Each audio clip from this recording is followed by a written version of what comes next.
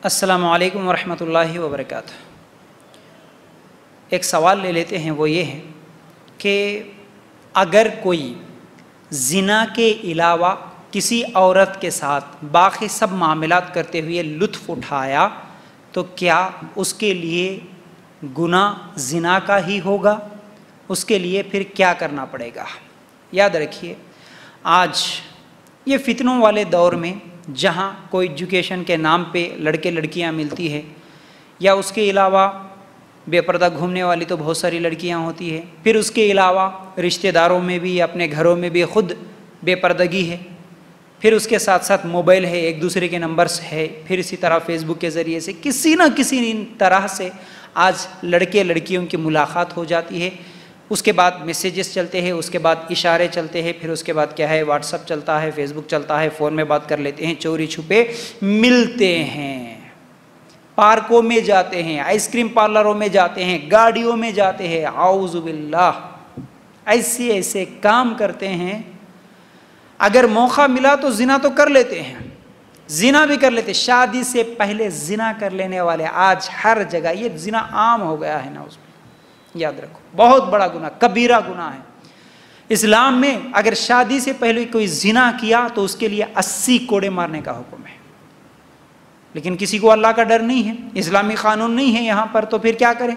अब अपनी मर्जी अपनी ख्वाहिशात पूरी करते हैं। अब ऐसा क्यों करते हैं? इसके भी वजूहात बहुत सारी हैं। जल्दी निकाह नहीं कर देते। जब लड़का या लड़की 12 साल 10 साल 13 साल की उम्र में जवान होते हैं, अब उसको 35 साल तक आप निकाह ना करो, 40 साल तक, ऐसे भी कुछ लोगों के मेरे पास रिश्ते आते हैं, वो 40 साल की उम्र है, अब रिश्ता ढूंढना है हमें। लड़की हमारी 30 साल की उम्र है, 30 साल के बाद अब रिश्ते के लिए पैगाम ढूंढो बोल के हमारे पास रिक्वेस्ट भेजते हैं। याद रखो, याद रखो, जब 12-13 साल में वो जवान हुई या जवान हुआ, उसका निकाह तुम 30-35-40 साल के बाद करोगे, वो उतने अब इतने दिनों से, अब वो बालिग होने के बाद से उसे ज़रूरत है। जैसा खाना खाना इंसान की ज़रूरत है, हलाल चीज़ है, अगर नहीं मिला हलाल तरीके से वो तो चोरी करेगा, हराम तरीके से खाएगा। इसी तरह बालिग होने के बाद एक मर्द के लिए या एक औरत के लिए सबसे बड़ी ज़रूरत औरत के लिए मर्द की होती है, मर्द के लिए औरत की होती है। वो कितने दिन, कुछ दिन तो अपने आप को कंट्रोल करेगा, अपने ख्वाहिशात को कुछ लेगा, लेकिन जब उसे हलाल तरीके से नहीं मिलता, उसकी 20 साल 25 साल में भी उम्र नहीं होती इतने दिन से, तो रोक रोक के अपने नफसानी ख्वाहिशात को दबा के रखता है। उसके बाद रखता है या रखती है, उसके बाद अगर कोई मिल जाता है या मिल जाती है तो फिर उसके साथ जिना कर लेते हैं। पता ही नहीं चलता, माँ बाप पता ही नहीं चलता। हर जगह ये मामलात है, हर जगह ये हो रहा है। हम समझते हैं कि नहीं हमारे बच्चे बहुत सेफ है। अल्लाह के लिए गौर करना, निकाह जल्दी करो। तो बहरहाल सवाल क्या है कि जिना के अलावा कई लोग ऐसे होते हैं, जिना करने का तो मौका नहीं मिलता, लेकिन चलते चलते आज कई वो वीडियोस भी फेसबुक में फॉरवर्ड किए जाते हैं, नौज़ुबिल्लाह, ऐसे कई जगह पर जो है ना, हाँ, खुद बना के भेज देते हैं। क्या होता है, चलते चलते गाड़ी पे एक दूसरे को पकड़ लिए बेशरम बेहया होकर, कैसे? हालांकि शादीशुदा लोग भी ऐसा अमल करते हैं, उनको देखकर देखने वालों को शर्म आती है।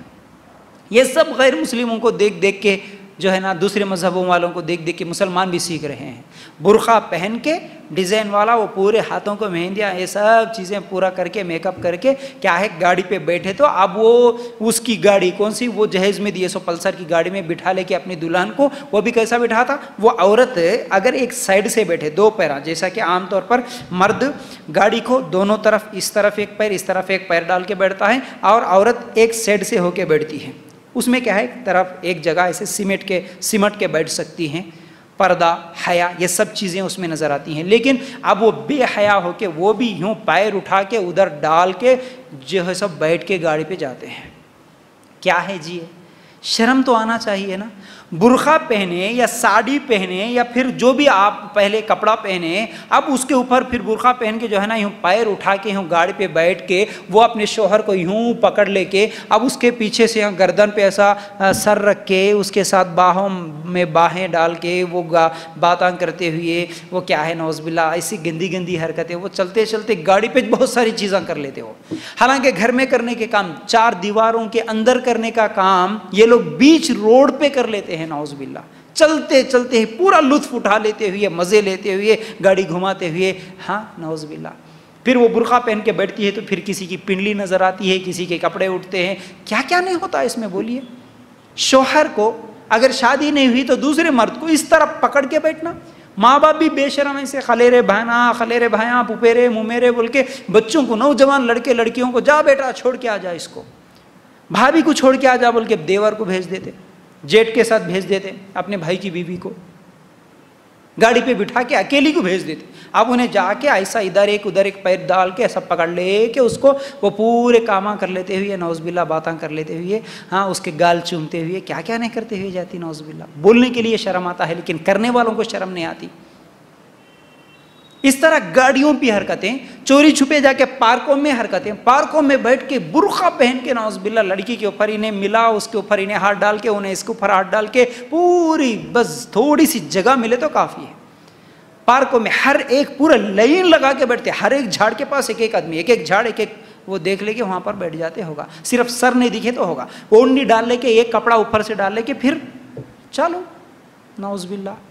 ऐसे गंदी गंदी हरकतें। सवाल क्या आता है फिर बाद मालूम होने के बाद, नहीं हम जिना नहीं करे, जिना के अलावा यानी शर्मगाह नहीं मिलाए, उसके अलावा बाकी सब कर लिए तो क्या होगा। देखिए ये सब चीज़ें गुनाह है।